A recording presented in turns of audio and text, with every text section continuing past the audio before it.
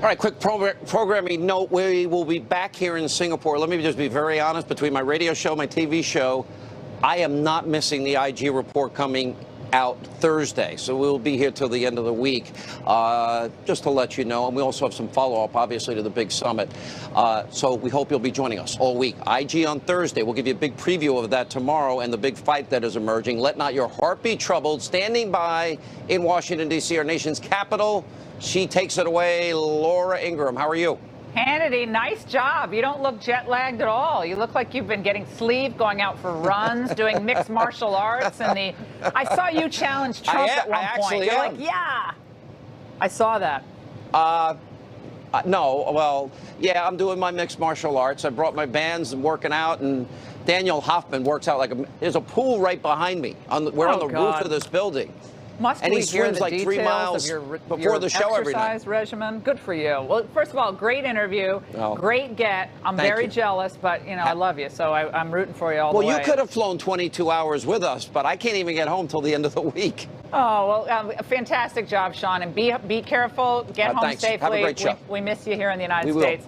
All right, you take care. And good evening from Washington. I'm Laura Ingraham. This is the Ingraham Angle. What a fantastic show we have tonight. From Trump's Singapore sensation to big news we are breaking here tonight on the DOJ's relationship with Congress. Tonight, we're going to break down how Trump baffled the experts, going from the brink of war to a stunning diplomatic triumph. We'll also show you some hilarious moments of the big summit that might have gotten past you. Raymond Arroyo will break it all down for us. Plus, exclusively on the Angle, Mark Meadows and Jim Jordan are here to break some major news, as I said, on that DOJ document production and what may be coming for Rod Rosenstein. But first, pride, bitterness, and the refusal to give peace a chance. That's the focus of tonight's Angle. Remember when the left was all about love, peace, and understanding?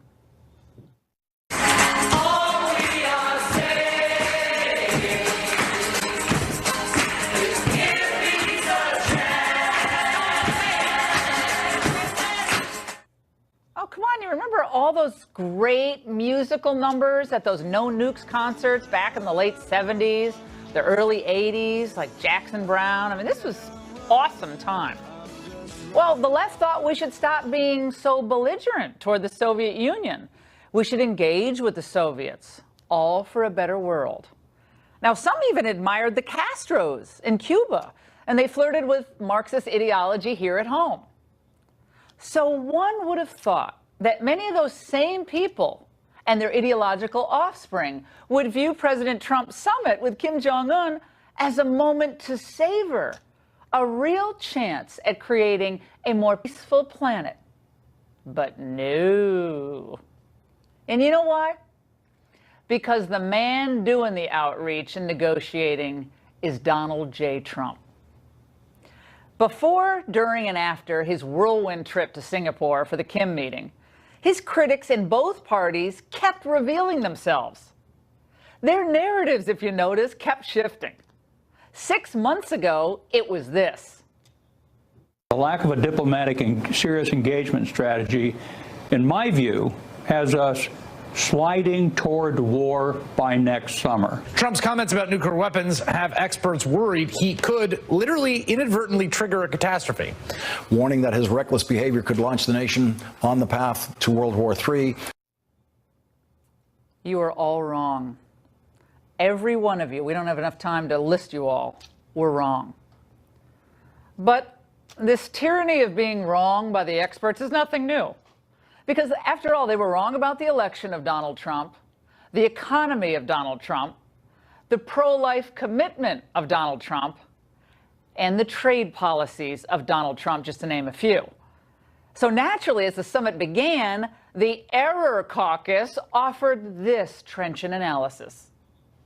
Donald Trump can relate to authoritarians. He, as a former businessman, he likes absolute control, and is he a wannabe despot? I've conceded that for years now. It's really interesting because the more we're talking about North Korea, the less we're talking about Russia. This is not just a meeting about foreign policy. This is about Donald Trump's political survival. That's their midterm message. That's all they've got. Wait a second. That's all they've got? Says the woman who brought us the winning campaign of John McCain in 2008? Oh, okay. So I guess record low unemployment, a thriving economy, tax cuts, the destruction of ISIS, and now a foreign policy coup that has eluded multiple administrations is all they've got. But even after Trump brought Kim to Singapore, even after he squeezed concessions and at least a commitment to denuclearize the Korean Peninsula, the left still will not give him a shred of credit. Well, Donald Trump, the real estate developer, and he doesn't realize that this dictator doesn't want beach condos. He wants nuclear weapons. Empty words, potentially empty words, and lots of flags and lots of ceremony don't necessarily lead to the consequences that we hope for. Are we going ahead with just some hopeful, wishful thoughts? And I find that incredibly worrying, incredibly depressing. There's no knowledge of history. It's staggering to every day to realize how unself-aware and the lack of knowledge. The lack of knowledge. I don't recall most of these same media elites griping about embracing dictators when Barack Obama restored ties with the Castros in Cuba, or when he gave hundreds of millions of dollars to the dictators in Iran for a bogus denuclearization deal, or when he held a state dinner for the Chinese dictator. The selective moral outrage here is galling, predictable, and oh so blatant. When Trump talks tough, they say he's a warmonger, taking us right to war. But when he gets bad guys to sit at the negotiating table and begin to hammer out a peace framework, he's savage for embracing a dictator. So which is it, guys? They beat him up for saying that he trusts Kim, that Kim actually wants to make a change. But Trump himself said, listen carefully, he could be wrong. I think, honestly, he's going to do these things. I may be wrong. Yeah, he said, and I'll have to come back and apologize. I wouldn't like it, though. And let's face it, even with the high stakes involved here, really serious, possibly deadly consequences of failure, President Trump makes geopolitics fun again.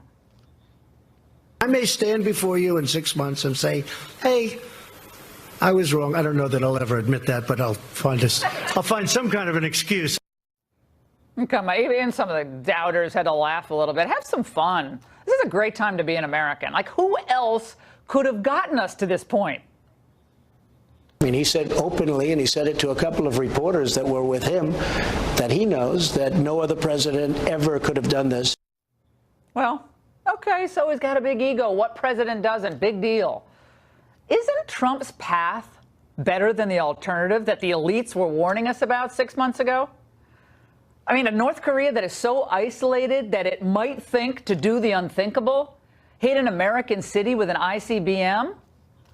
So I say let them distract us all they like. Let them keep going, flapping their lips about this.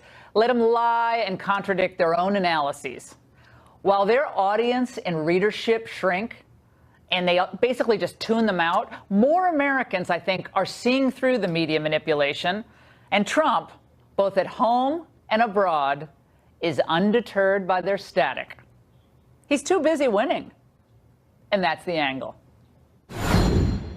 Joining me now for a reaction here in Washington is Christian Wyden. He's a former State Department senior advisor in both the George W. Bush and Donald Trump administrations, and the Washington Examiner's Byron York, who is also a Fox News contributor. You were both swaying back and forth at the Give Peace a Chance. Byron, I remember seeing you with those Bic lighters at Jackson Brown, at the 79. You were at the RFK Stadium tour, right? Come on. Tried to destroy all those pictures. Exactly. I blurred you out, Christian. You were there, too.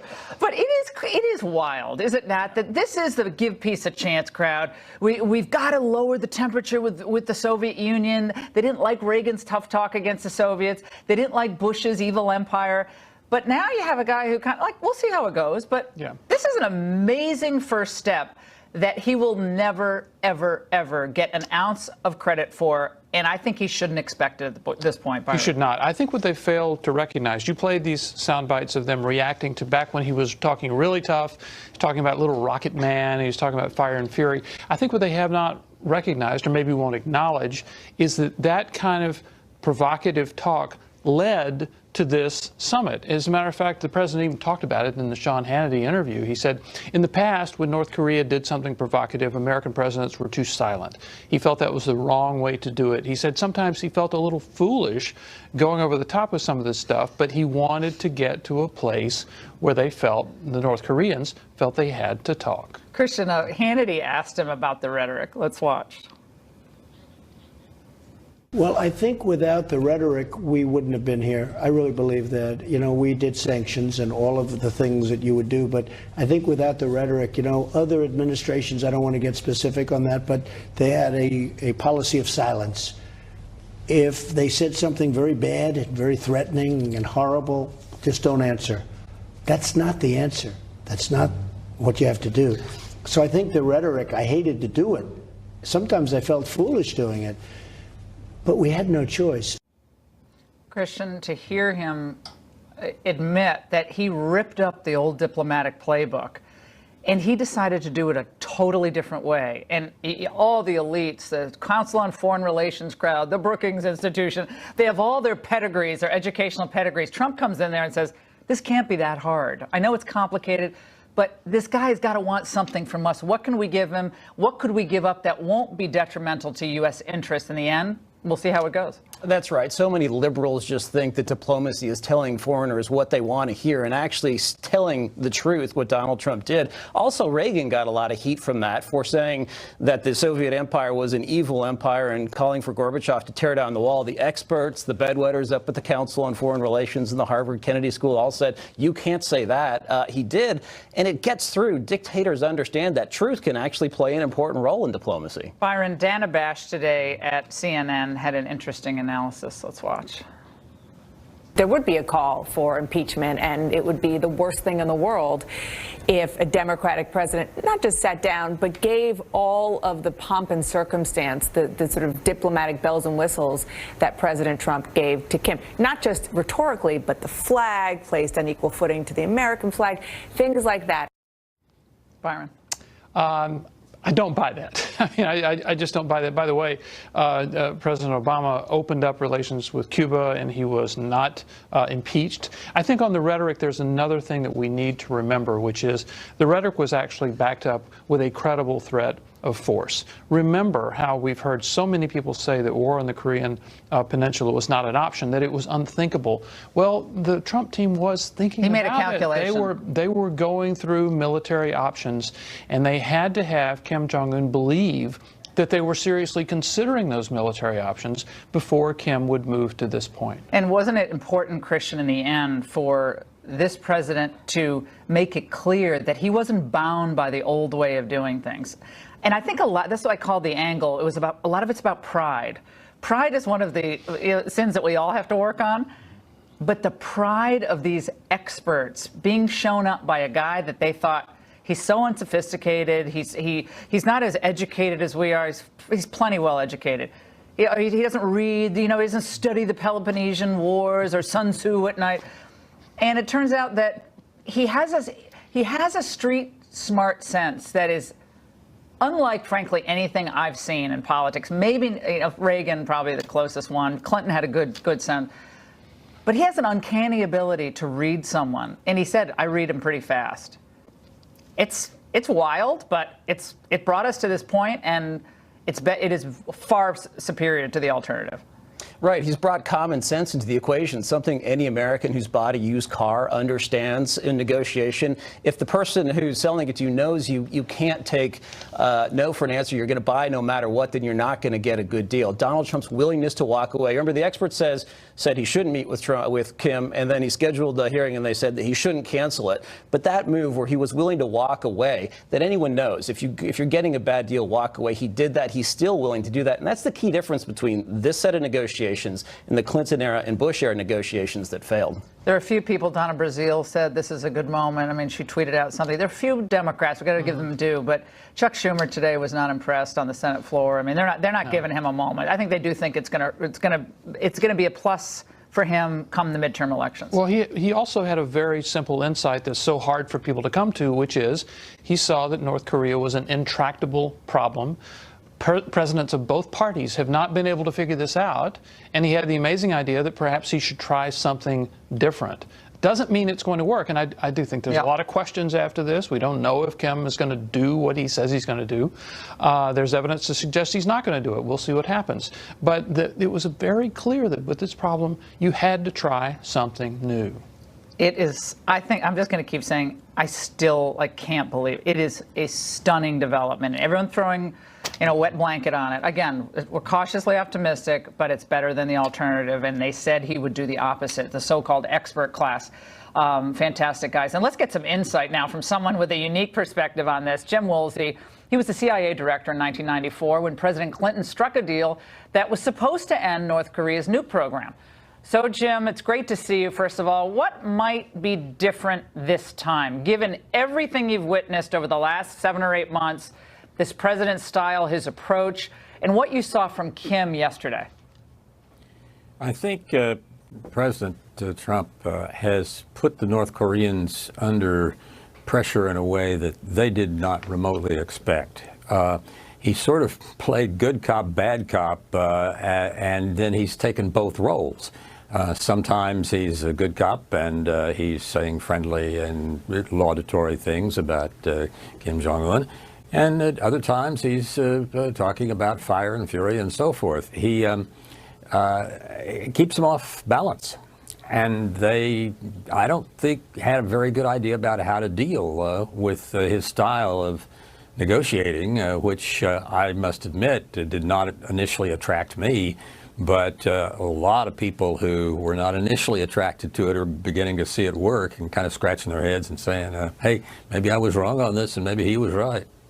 Jim, Leon Panetta was very concerned about a month and a half ago in mid-April about what he viewed the president to be in terms of, provocative, way too provocative in dealing with this dangerous power. Let's watch. The words from the administration are creating even higher volume in terms of the provocations that are going on. I think we've got to be careful here. This is, we shouldn't engage in any precipitous action.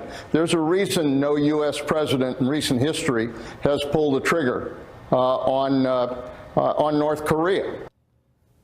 That was in April of 2017, just to be clear, but it is a year after plus a month or so, month and a half. And here we are, again, the beginning of a framework that was reconfirmed in another brief message that came out a few hours ago that they are committed to doing this. What are the pitfalls for this administration going forward? The ability to obviously do inspections and so forth. How do we verify?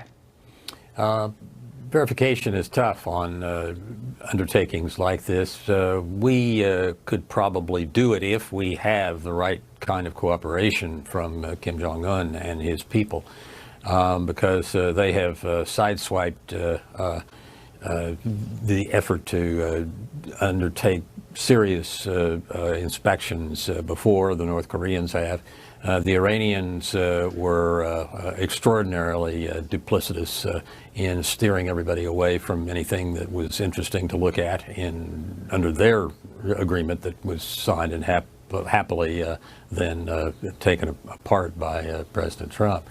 I think the one situation I'm the most concerned about, not because I'm really worried about it, but because it's so important, is China. With a cooperative China, we'll work this out. But with China that believes that they have to stand up to us in the South China Sea or what, we could stumble here. But so far, I've got to say that my wife's prognostication that President Trump was going to A, get elected, and B, reign and rule the way he has, I couldn't believe it, and she had it right, and I had it wrong. Well, that's a man that we like to, all we women love to hear that, Jim. Thank you so much for your thoughts. So important to get them tonight. And in the wake of yesterday's summit, Trump critics, of course, they won't give the president a break. We had this debate this morning in our meeting. Is American exceptionalism dead in the era of Donald Trump? Oh my gosh, a history lesson for Chuck and many other critics next. Oh, some say Democrats are in full-blown denial over the Singapore summit. They're refusing to concede that President Trump actually did something kind of good, any success at all, much less a potentially historic breakthrough with North Korea. What the United States has gained is vague and unverifiable at best. What North Korea has gained, however, is tangible and lasting. We have legitimized a brutal dictator who has starved his own people.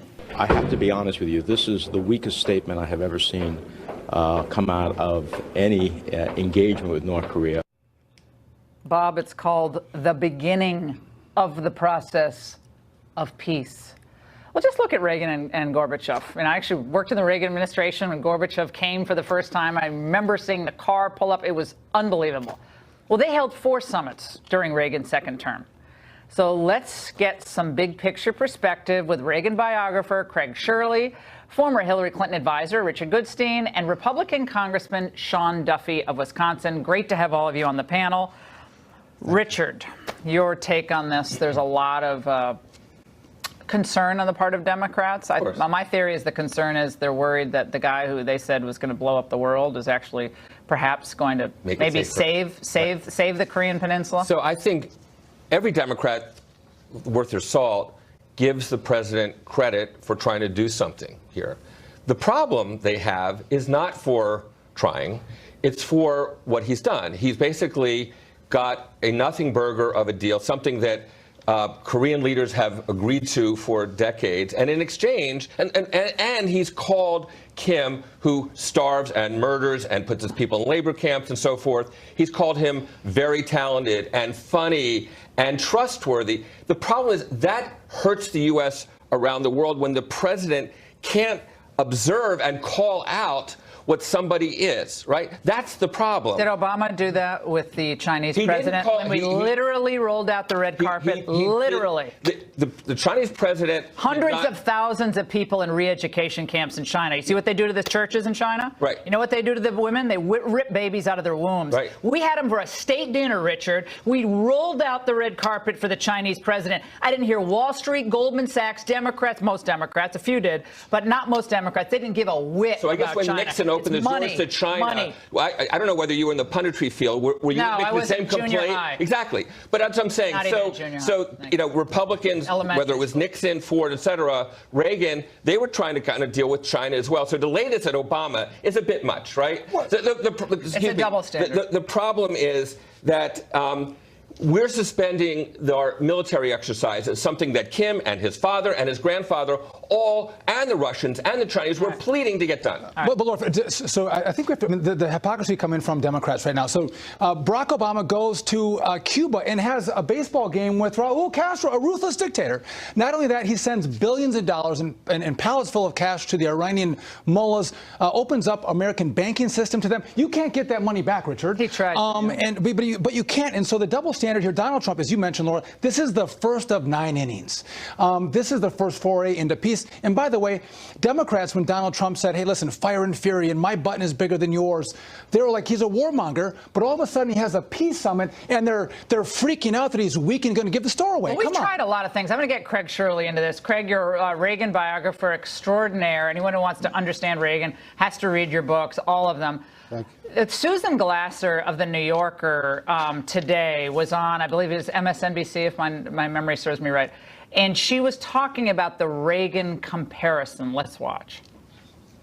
Reagan did exactly the opposite of what we're talking about with Trump. He was able to find a way to negotiate with the Soviets, to be extremely tough with the Soviets, and also to preserve a line and a vision of human rights and democracy and what America is about.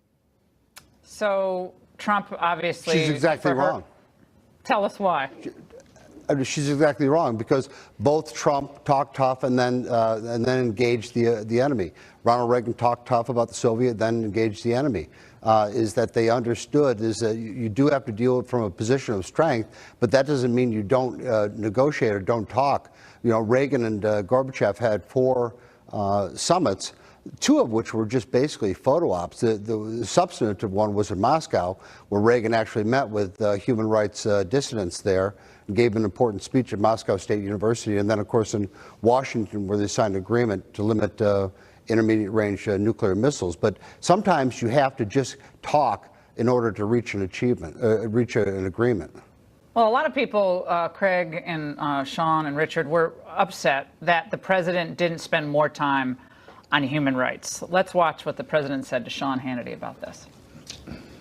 Did humanitarian issues come up in the meeting? Yes, it did. And one of the things I will tell you that I'm most happy about, and that, as you know, is a big sticking point, is bringing back the remains of thousands of soldiers that were killed.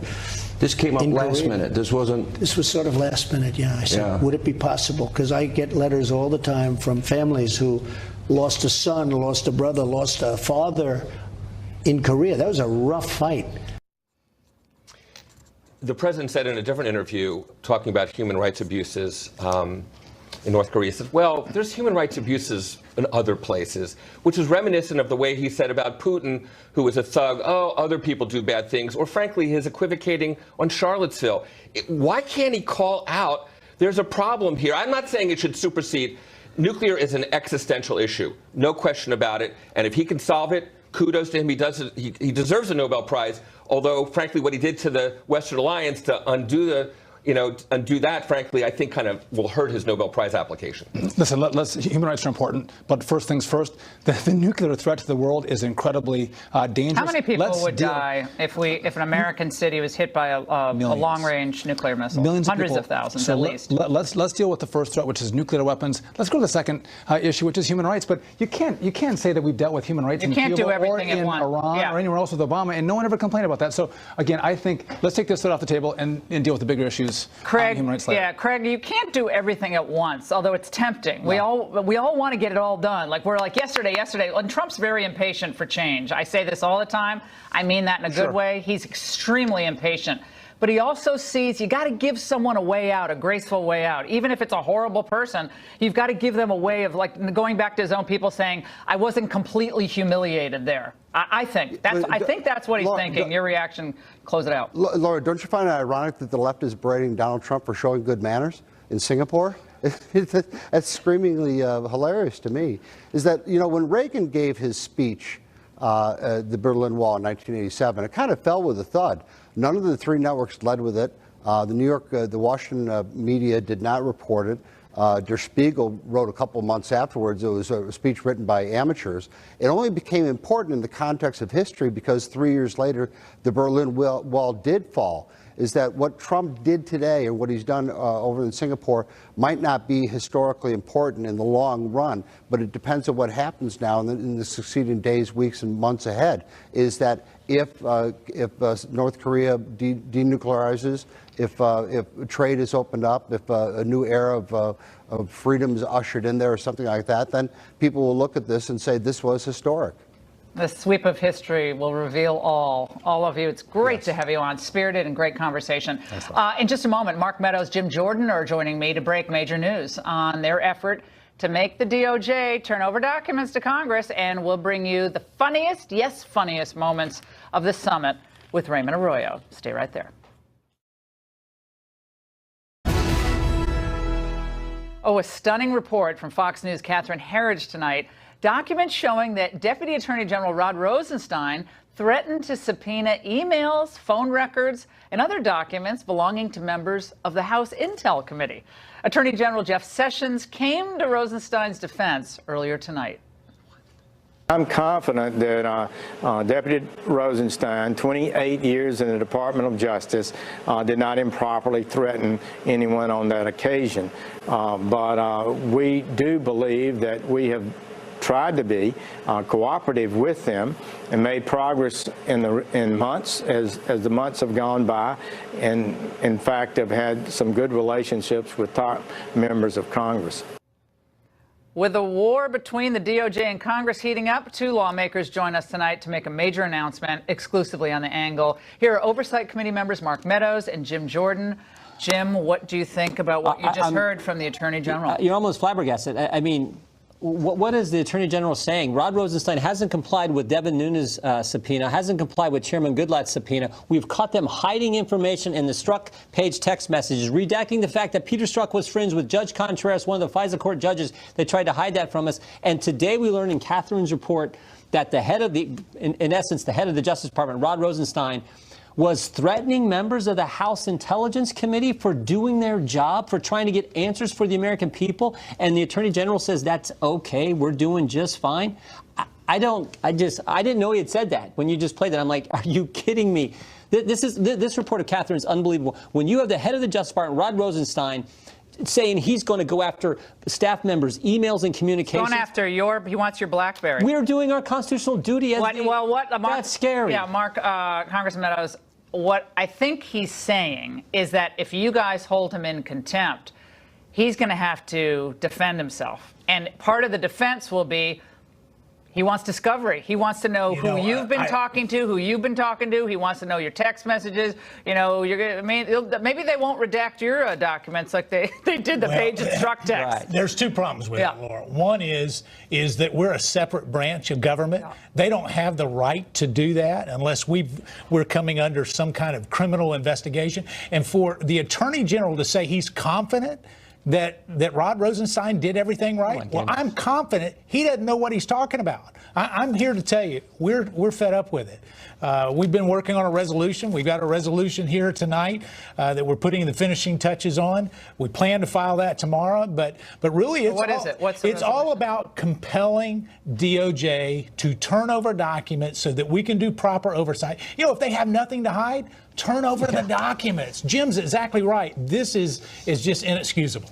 Okay, so what happens? That is a resolution to compel the production of documents. Haven't you already been? Well, we've subpoenaed them already. Yeah. And so what is that resolution? Tell us what it is.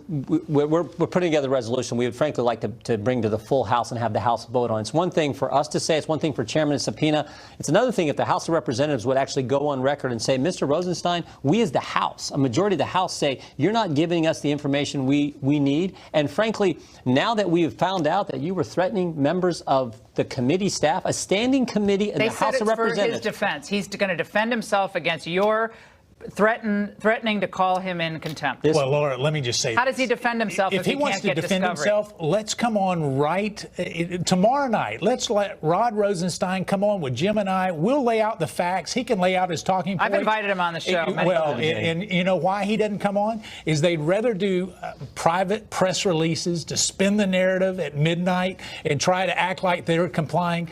Listen, we've had a document out since November 3rd of last year asking for documents. We still don't have them. We have less than 60% of those documents. Is this draft that you have, is it going to call for his removal? What is this? No, it just calls for them to really produce the document. What if they give you obviously. Well, they've been doing that all along. So if they do it again, then you at least have at the House spoken and say we want this information, and if they don't comply with it, then everything's still on the table. The same issues are still on the table. Contempt and those remedies are still on the table. But we're like, look, let's have the House take a vote and send a message that a majority of the House agrees with us that you should give us information we as a separate and equal branch of government are entitled to get answers for the American people. Are we talking impeachment of the deputy? Well, I mean, obviously that's still something we have in our toolbox, but we will have a vote. I'm here to tell you tonight, Laura, tell your viewers, we're going to have a vote on the House floor one way or another. We're going to have a vote, and we're going to make sure that we get those documents. Rod Rosenstein last month called this extortion, basically. He will not give in to these demands. How about extortion when you're threatening members of a standing committee, the House of Representatives, for doing their job? We know these individuals. I know who these guys are. They worked their tail off. These are the guys who helped put together that memo which talked about what went on at the FISA court, and the fact they didn't tell the FISA court who paid for the dossier, and they didn't tell the FISA court that Christopher Steele had been fired by the FBI for leaking information. These are the guys who put that together, and they're being threatened by Rod Rosenstein. This is as wrong as it gets. What is your general thought on the constitutionality of this whole investigation? I mean, we've talked about this generally before. There are a lot of scholars who believe, and Dershowitz and a bunch of us have been, talking about this for months, that this entire special counsel seems like an unconstitutional undertaking. There's no real oversight.